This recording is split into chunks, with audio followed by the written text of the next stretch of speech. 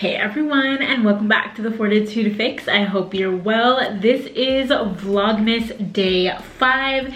If you all have been around for a while, you know that I have dipped and dabbled in Vlogmas, and I am doing it again this year in 2023. So I am putting a new video out, a vlog or video out in December every day until Christmas. So we are in day number 5. So the reason why I called you all here is because I wanted to talk about something that, I don't know, it's been on my heart to share. I don't know who needs to hear this, who needs to like think through some of these things, but with the new year coming, I've seen a lot of proposals, a lot of people have gotten married, a lot of people are joining their lives, a lot of people are just trying to get their own lives and their finances together. My husband and I just celebrated 5 years, so we celebrated our 5-year anniversary. I'm actually gonna link our wedding video. It's on this channel, so I will go ahead and link that video up in the cards above, but I plan to do a few more Vlogmas videos around kind of like our wedding and like how it was and how much we spent. So if you're interested in that kind of video,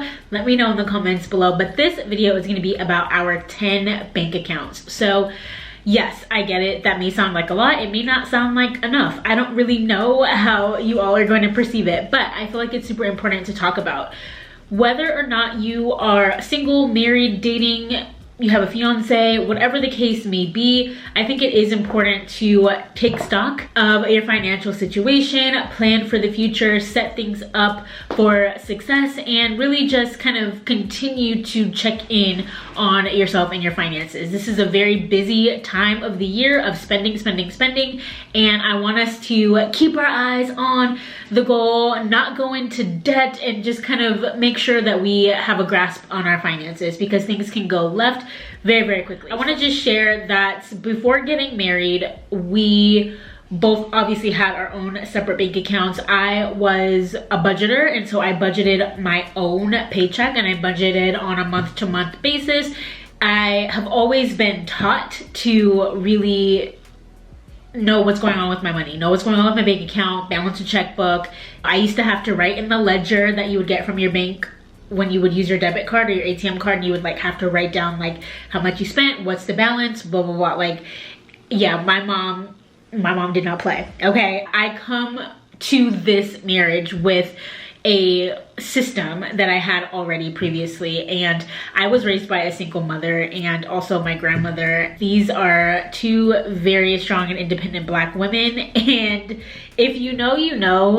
When I talked about getting married and having a joint account, they were kind of like giving me the side eye. So let's go through our situation and what we decided to do. My husband and I never merged our finances until we were already married. So that's one thing that we did not do. Of course, we talked about it and we remained to have open and honest conversation, but we never like made any financial moves in that way until we were married. Here are the 10 bank accounts that we have in our household. We have a joint checking account and we have a joint savings account. So those two accounts are like with the same institution, and it's a checking and a savings. We opened that account shortly after we got married.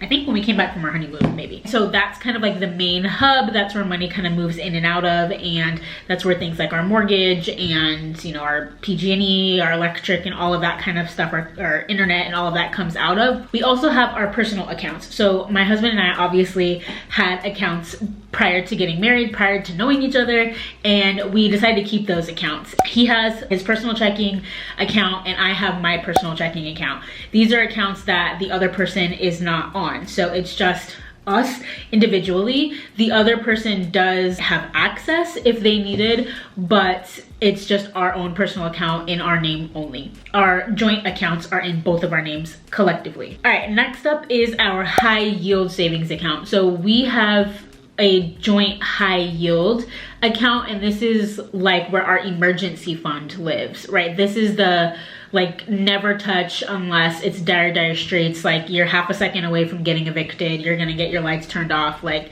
this is the big kahuna, okay? And that's because it is a high yield savings account. And so we opened it when the rates were, I think they were a little bit lower. I forgot what year we opened this account, but then obviously like the market changes, and so right now we have a really good percentage. And so look into high yield savings account, and that is at a separate institution. It's not like at your traditional like standard bank.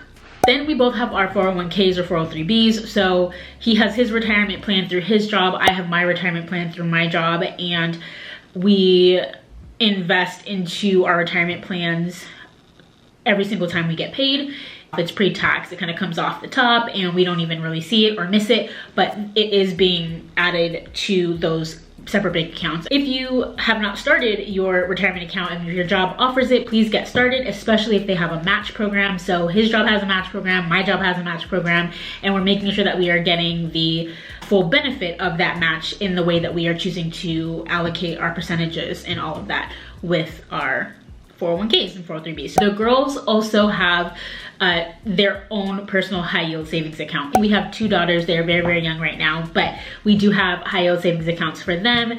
And once they get a little bit older, we'll probably do a standard checking account, and that way they would have like a debit card and all of that kind of stuff later down the line. But right now they both have high yield savings accounts, and they both have college funds. So Nova has one and Aurora has one. And so again, for birthdays or Christmas or anything like that, people can choose to invest in their future and donate toward their college fund if they so choose. And then we, as their parents, are also, it's a line item in our budget that we allocate a certain amount to each of their savings accounts and then a certain amount to their college funds as well. If you lost count, that is 10 bank accounts. That's 10 different accounts, and technically it's 11. Yeah, we have a lot going on, and that's not even to count our investments portfolio and all of that. So I don't know, I feel like it's so important to talk about these things. People don't really talk about those things, especially like in our communities and what kind of, you know, other families are doing. Now I get it. There are some people who are married and they do not share a bank account.